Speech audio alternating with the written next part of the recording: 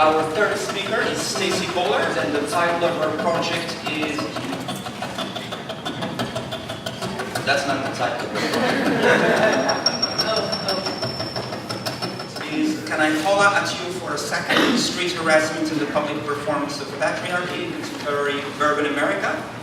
This project is a feminist intervention in and against the widely popular and accepted, yet generally under-researched practice of urban street harassment in contemporary American city spaces. Unlike conventional scholarship, which has generally tended to focus almost exclusively on the legal aspects and the psychological effects of this phenomenon, in this cultural study, Stacy Bullard seeks to rethink and expand the discourses and practices of street harassment to engage, among other things, the discourses and the contemporary scholarship on gender hierarchy, sexuality and subjectivity, critical studies of space and place, and queer theory in an attempt to highlight the larger and deeper structures and social forces animating this phenomenon. Utilizing critical textual analysis combined with the deconstruction of the patriarchal and capitalist ideologies expressed through street harassment, Bullard considers how the interaction of street harassment both informs and constitutes the parameters of gender-based inaccessibility in the American urban space through, among other things, disciplinary modes of gender constraints and policing. The project argues that due to its public performance, street harassment reconstitutes gender subjectivities in ways that serve to maintain and reproduce dominant, naturalized, heteronormative patriarchal structures, practices, and subjectivities. According to Bullard, any political project, intellectual or otherwise, against street harassment should therefore first start by interrogating these larger social structures and forces. Our third presenter, Stacy Bullard. Thank you, Jafar, and thank you all for coming. Holla Back and Stop Street Harassment are the two most recognized organizations to end street harassment in America. It was from these organizations and the work they produced that I began to form a complex understanding of street harassment, not only of its occurrence in my own life, but also of the multiple approaches to it in the context of a larger movement to end public sexual harassment. Both organizations have largely contributed to a revitalization of the anti-street harassment movement, and though I find distinct positive qualities of their efforts, I suggest that this movement depart from relying on analyses that argue for punitive legal policies and measures, and rather look at the larger structures that reinforce the normalization of public sexual harassment, the structures that enable it to be such a prevalent part of our contemporary urban life. Street harassment is symptomatic of and can only occur within larger social formations that allow and enable its normalization as a practice. Street harassment is a product of the patriarchal and capitalistic ideologies, discourses, and practices of our contemporary society. Viewing street harassment as a social, cultural phenomenon, rather than an act of individualistic deviancy, allows us to unpack the multiple determinations that constitute this social practice. This research is an attempt to identify and examine problematic elements of our urban American society, so that we may further understand sexual harassment as a pattern of behavior that may not be resolved within the limited and limiting discourse of issue-based politics found in the mission statements and research objectives of various popular political and activist projects. Rather than framing the relationship of street harassment through villain versus victim polarization, I hope to highlight that this behavior has, to deploy a phrase from Foucault, very specific historical and social, quote, conditions of possibility that both produce and facilitate street harassment. Deconstructing the patriarchal and capitalistic ideologies within a feminist and political economic framework, this thesis delegitimizes the normalization of the practice, as well as the social formations that will continue to produce and reproduce modes of domination and structures of oppression.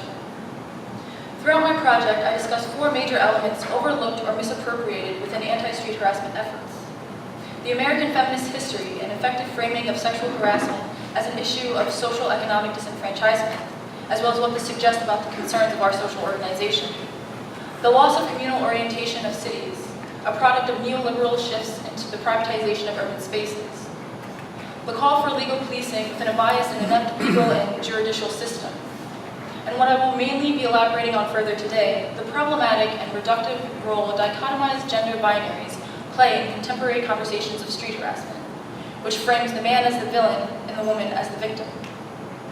But before I begin my analysis, I would like to show a brief sequence from a popular television show, Girls, that portrays street harassment and reflects both its practice and common occurrence.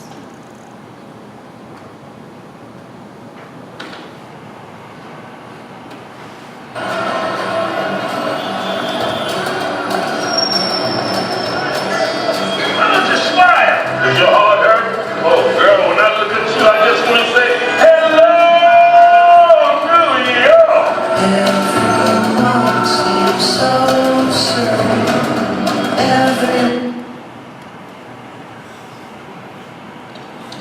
The accepted normalization of all parties depicted, the female Hannah, the male street harasser, and the dozens of other busy passerby New Yorkers is particularly interesting as it reflects the larger social acceptance of public sexual harassment. Despite Hannah, the female, lacking the accordance to the definitive on-screen female constitution of what film theorists refer to as, quote, to be looked at in this, having just woken up in a disheveled and drug-induced slumber in the previous scene, we see Hannah physically and verbally sexually objectified by a man in the street. We see her reaction, and we see the reaction or lack thereof of the dozens of city dwellers passing by. A not surprising reality, as a setting of busy midtown Manhattan is understood as a hyper-capitalistic center, a place where spaces are designated for consumption and individualistic usage.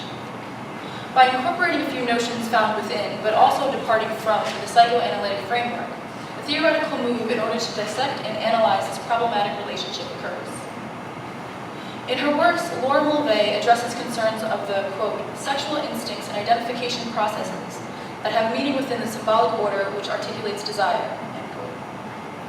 For Mulvey, as well as other psychoanalytic theorists, these instincts consist of voyeurism, scopophilia, and recognition identification, where the symbolic order is that of dominant patriarchal structures and the articulation of desire, the viewing of cinema, or more generally, the act of the, quote, controlling male gaze. Removing from Mulvey's theory the interaction with the cinema screen and instead replacing it with the environment of the urban public space creates a reappropriation of this theory that can be applied to the context of street harassment. Street harassment taken as the vocalization of this controlling male gaze is not done without problematic complications. However, the practice of the interaction and the power relations presented that are in service of the larger ideological structures and forces, namely that of patriarchy, reflect the similar experience of the gaze occurring in urban contemporary spaces. If it is most effective to address concerns of third-rate feminism with a post-structuralist application, then it is necessary to attempt to remove terms that produce binary polarizations of identity. Rather than asserting that it is the male gaze that controls the screen of public space, I argue that it is the patriarchal gaze that controls the screen of public space. And each of the players of street harassment and produces identities or subjectivities constituted through a stylized repetition of acts. By removing this demonizing characteristic that suggests there is a naturally occurring deviancy within the male that street harasses, we are enabled to further interrogate how the villain male is constructed as a subject of the same ideological assumptions that produce the victim female. The repetitive acts that Judith Butler claims constitutes the performance of gender can be located as the agents of identity within street harassment that are most commonly experienced, as what was depicted for us in this clip from the Girls. There are acts that are stylized through patriarchal roles, the objectified female as submissive, the male harasser as aggressive, and the remaining public as passive. Without acknowledging the ideology that produces and maintains these acts, therefore acknowledging the issue of street harassment as a result of pre-existing social formations, I argue that patriarchy will continue to be expressed through hierarchies of sexual and gender identity. Previous work on street harassment has relied on this binary polarization of gender, and therefore, the binaries of sexual desire and identity that too neatly produce a relationship of the aggressor-victim, male-female dichotomy. This is often done without unpacking the hierarchical structures that confine, limit, and produce the players who are performing such roles. If we are to function with a limited, polarized understanding of the relationship active within the interaction of street harassment, the identities of these players comes into being, a concept Judith Butler discusses, through the marks of the feminine gender as subordination. The female identity thus comes into being as a locale for masculine gaze, rendering the feminine gender as objects of sexual appeasement to the masculine. Yet this is an entirely incomplete relationship. It accounts for the distinction between sex and gender, but if we are to look at the experience of transgender women, further analysis becomes possible to view street harassment as a patriarchal tool of power that is, quote, necessarily external to the body itself. After a recent film screening of Noela Cabral's Walking Home, an experimental anti-street harassment film, a discussion was held on the experience of street harassment in the daily lives of the approximately 30 men and women present. This event was organized in collaboration with Hollaback Philly and took place in the downtown neighborhood of the city. Though not extensively written on, the experience of non-cis women, cis, a Latin prefix to denote sameness in one's biological sex in the expected heteronormative presentation of gender, particularly during stages of transition, and their experience with street harassment became the subject of this 2-hour-long discussion. The general consensus of the 10 to 20 transgender men present at this event was that their experience of street harassment as cis women were similar to what would be expected. Street harassment was a common occurrence. However, beginning at the early stages of transitioning onward, that experience of the normalized street harassment began to shift into a heightened form of both sexual and general threats and violence. Their appropriation and performance of masculinity threatened the power cis men believed solely belonged to cis men, where comments such as, quote, if you want to be a man, you gotta fight like a man, end quote, and, quote, you just need a good fucking to get that out of you, end quote, were agreed by most to be similar to remarks heard throughout the transition and post-transition process. Judith Butler examines drag as a gender performance disruptive of the heteronormative naturalization of heterosexual identities, allowing an integration of queer theory to the conversation of ideologically deconstructing binary approaches to street harassment. She writes, quote, drag constitutes the mundane way in which genders are appropriated, theatricalized, worn, and done. It implies all gendering is a kind of impersonation and approximation. If this is true, it seems there is no original or primary gender that drag imitates. But gender is a kind of imitation for which there is no original, end quote. The transgender, a gender identity that incorporates drag, performance of once cis women, incited eagerness for cis men to reassert their power and belief in the notion that their position was one of the original and therefore correct behavior. If street harassment is the expression of patriarchal ideology and is expressed as a reassertion of domination manifested through gender dichotomy, the further harassment experienced by the trans performance that inherently calls into question the natural privilege this dichotomy produces is understandably further aggressive by the actors attempting to maintain patriarchy's position. Sometime after this post-screening discussion began of the experience of trans men, the conversation took a turn to address how exactly these men often perform their masculinity. This was often done through the performance of street harassment. This denaturalization of gender construction, yet affirmation of the ideological assumptions that are carried within the performance of genders, points again to the larger ideological structures that lie outside of any individual subject it contains, despite the attempt to free oneself from the cis expectations of bodily heteronormative culture. Trans performance is left without the agency to act or escape from the relations of power, the relations of heteropatriarchal society. The patriarchal nature of urban public spaces, where perceptions of hierarchical gender constructions are heightened, yet where individual agency to act against those structures is limited, is anchored through capitalistic ideals of the neoliberal privatization of public spaces. Without the anchor of the public space as a place embedded in and produced through ideological structures, street harassment would not be further enabled to occur. The repetitive acts of street harassment that become routine experiences and produce distinct identities of harassers, harassees, and bystanders have become the spatial practices of contemporary urban public that implicates gender and sexual difference and underscore the contested status of the urban's multiple attachments to the larger hierarchical order of social organization.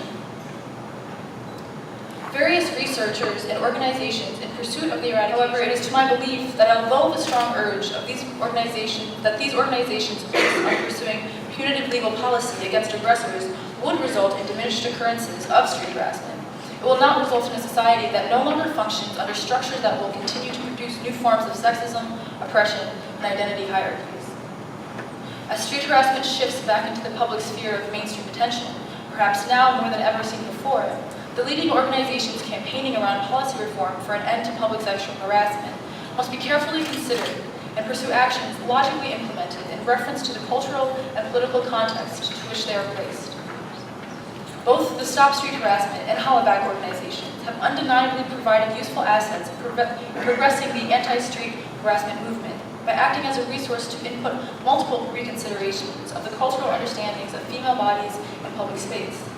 However, I suggest that further research be executed on the realistic outcomes of policy change in a society represented by an overwhelmingly privileged majority as the governing state. I suggest that future research on street harassment and within larger interventions of gender-based inequalities should be executed with a critical eye to further realize the implications that parties demographically targeted by punitive legal policy as the subjects that will inevitably be targeted by street harassment reform, those marginalized by their racial, ethnic, and economic identity. Despite some specific and radical breaks in conventional approaches, I argue that the majority of contemporary conversations on street harassment are caught in approaches that rely on reductive essentialisms of gender and need to be rethought in order to depart from the limiting perspective of street harassment as a case of individual issue politics. The social phenomenon of street harassment is an expression of capitalistic and patriarchal ideologies that assume very specific forms that should continually be analyzed as a symptom of a larger social formation and conjunction.